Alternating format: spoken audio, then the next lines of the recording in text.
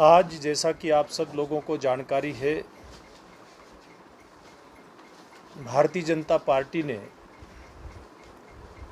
2024 के चुनाव में जाने से पूर्व हमारी माताओं बहनों को पेंशन देने का वायदा किया था और आज हम सब के लिए, सभी हरियाणवियों के लिए बड़ी खुशी और हर्ष का ये विषय है कि आज हमारे प्रेरणा स्रोत, हमारे मार्गदर्शक और दुनिया के राजनीतिक और सामाजिक क्षेत्र को जिन्होंने एक नया चिंतन दिया, एकात्म मानव दर्शन और अंत्योदय का, यानी कि गरीब के भले का, पंडित दीनदयाल जी, आज उनकी जयंती है और इस जयंती के अवसर पर हमारे बहुत ही कर्मशील और लोकप्रिय मुख्यमंत्री आदरणीय नायब सिंह जी ने उस चुनावी वायदे को पूरा करने का काम किया है। आज पूरे प्रदेश में लाडो लक्ष्मी योजना, जिसके तहत 23 वर्ष से और 60 वर्ष की हमारी बहन बेटी, इनको रजिस्ट्रेशन लाडो लक्ष्मी योजना के तहत करवाने के लिए पोर्टल खुला है और 1 नवंबर से इनको 2100 रुपये की पेंशन मिलनी शुरू हो जाएगी। आज एक ऐतिहासिक अवसर है, बहुत बड़ा निर्णय जो हमारी पार्टी का था उसको आज लागू करने का काम प्रदेश के मुख्यमंत्री जी ने किया है। तो आपके माध्यम से सर्वप्रथम में हरियाणा प्रदेश की आधी आबादी को, यानी कि नारी शक्ति को, बहनों को बहुत बहुत बधाई देता हूं और भविष्य के लिए बहुत बहुत शुभकामनाएं देता हूं। और आज का दिन हमारे लिए इसलिए भी महत्व का है कि हमारी पार्टी के संस्थापक सदस्य, यानी कि जनसंघ की जब शुरुआत हुई थी, उस समय के महान विचारक जिन्होंने जनसंघ के संस्थापक अध्यक्ष डॉक्टर श्यामा प्रसाद मुखर्जी के साथ जनसंघ को देश के अंदर खड़ा करते हुए एक महान राजनीतिक विचार पूरी दुनिया के राजनीतिक क्षेत्र को देने का काम किया था, वो था एकात्म मानव दर्शन। कहीं पूंजीवाद की बात होती थी, कहीं मार्क्सवाद की बात होती थी, कहीं समाजवाद की बात होती थी, लेकिन पूरे देश का एक रूपता से कल्याण करने का विचार ऐसे किसी भी राजनीतिक थॉट में, किसी भी राजनीतिक विचारधारा में नहीं था जिसमें हमारी सनातन संस्कृति के आधार पर विचार करते हुए एक नया चिंतन लेकर के आने की सोच थी, जिसमें चाहे व्यक्ति है, चाहे पेड़ पौधे हैं, यानी कि वनस्पति है, जीव जंतु है, सबके कल्याण की कल्पना जिस संस्कृति में की गई, उसी के आधार पर यह नया राजनीतिक चिंतन उन्होंने हमें देने का काम किया। और इस चिंतन के आधार पे जो उनकी विशेषता थी, उसमें कैसे गरीब व्यक्ति को सहारा देकर के आगे बढ़ाया जाए, इसकी व्यवस्था थी। कि जो आगे बढ़ गया है समाज के अंदर कर्म करते हुए, ये उसकी जिम्मेवारी बनती है कि जो समाज में किसी भी रूप में पिछड़ा है उसको हम हाथ पकड़ करके मुख्य धारा में शामिल करने का काम करें, ना कि अन्य जो राजनीतिक विचार रहे जिसमें सर्वहारा की तानाशाही तक की व्यवस्था की गई थी। उस चिंतन के अंदर उसमें केवल पूंजीवाद की व्यवस्था उस राजनीतिक चिंतन के अंदर थी, लेकिन यहाँ पर समग्रता से विचार करते हुए कैसे मानव मात्र के कल्याण का रास्ता लोकतांत्रिक व्यवस्था के माध्यम से निकले, इस बात का चिंतन और मनन करते हुए और जो भारतीय जनसंघ था उसको ये विचार उसके माध्यम से देश की जनता तक पहुंचाने का काम किया। ऐसे महान विचारक और चिंतन की जयंती पर मैं नमन करते हुए और आज मैं कहना चाहूँगा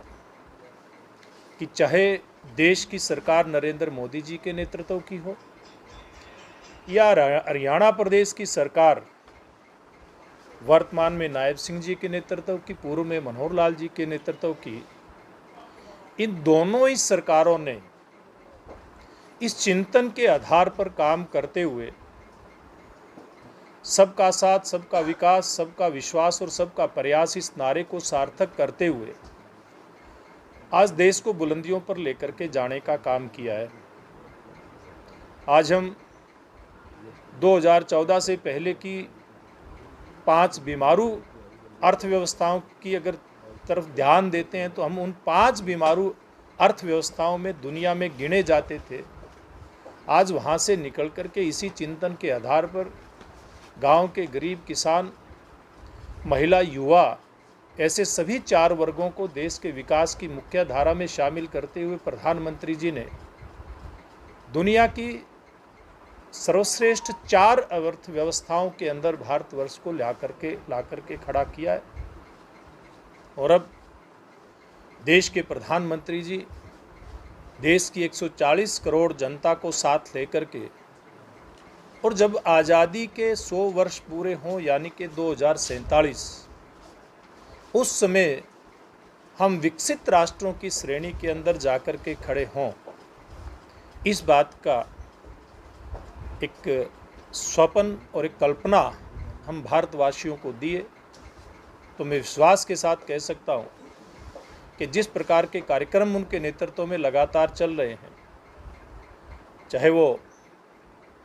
जीएसटी के सुधारों की बात करें या अन्य उनके सुधार के कार्यक्रम में देश का आधारभूत ढांचा मजबूत करने की बात है, या सेल्फ हेल्प ग्रुप के माध्यम से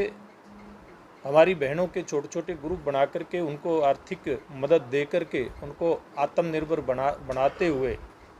लखपति दीदी बनाने का एक टारगेट हो, या युवाओं को देश की मुख्य धारा में लेकर के आने के लिए, चाहे वो शिक्षा के क्षेत्र में या फिर व्यापार के क्षेत्र में, उद्योग के क्षेत्र में, एमएसएमई और इस प्रकार की योजनाएं बना करके,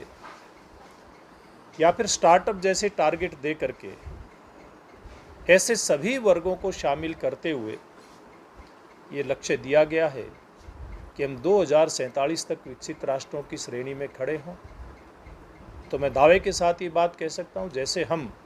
5 बीमारू अर्थव्यवस्थाओं में से निकल कर के आज दुनिया की चौथी अर्थव्यवस्था बनने में कामयाब हुए हैं, तो हम निश्चित ही आज़ादी के 100 वर्ष होते होते विकसित राष्ट्रों की श्रेणी के अंदर जाकर के अपना स्थान सुनिश्चित करेंगे। और इसीलिए पूरी दुनिया में जो हमारा व्यापार बाकी देशों से अपने आप को अछूत समझता था, हमारे देश के अंदर अलग अलग स्तरीय टैक्सेशन की व्यवस्था होती थी, उस सारी व्यवस्था को समाप्त करते हुए, उस इंस्पेक्टरी राज को समाप्त करते हुए एक देश एक टैक्स, इस अभियान को लिया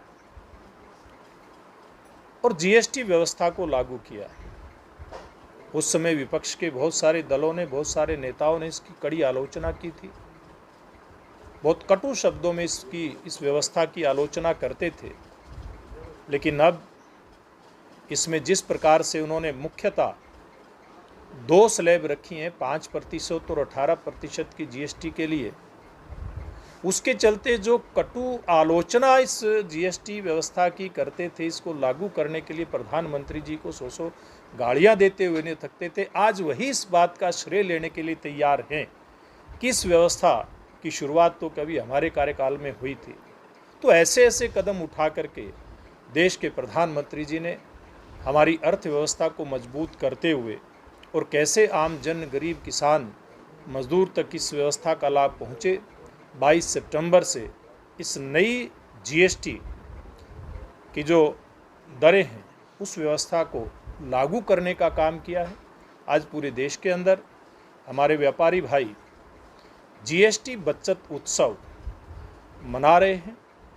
आज अगर हरियाणा प्रदेश की बात करें तो हरियाणा प्रदेश के कोने कोने में इस प्रकार के कार्यक्रमों का आयोजन हो रहा है।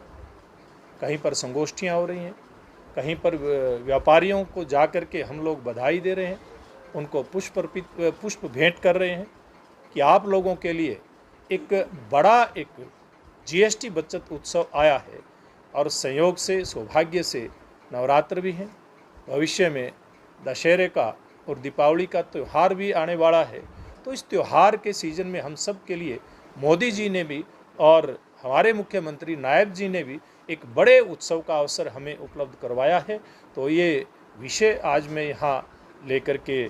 आपके सिरसा में आया था। अभी हम यहाँ एक विचार गोष्ठी का आयोजन भी करेंगे। उसके बाद हम सब मिल करके, मेरे साथ हमारे जिला के अध्यक्ष एडवोकेट यतेंद्र जी उपस्थित हैं, गोपाल कांडा जी हैं, गुरुदेव राही जी हैं, अन्य कार्यकर्ता यहाँ पर उपस्थित हैं। हम सब लोग मिल करके बाज़ार के अंदर जाएंगे और व्यापारी भाइयों को पुष्प भेंट करके उनको इस महा उत्सव की और महा बचत उत्सव की बधाई देने का काम करेंगे। अभी स्वच्छता का भी एक अभियान आज के इस कार्यक्रम के अंदर जोड़ा है। ऐसे सब कार्यक्रम को लेकर के आपके बीच में आना हुआ है।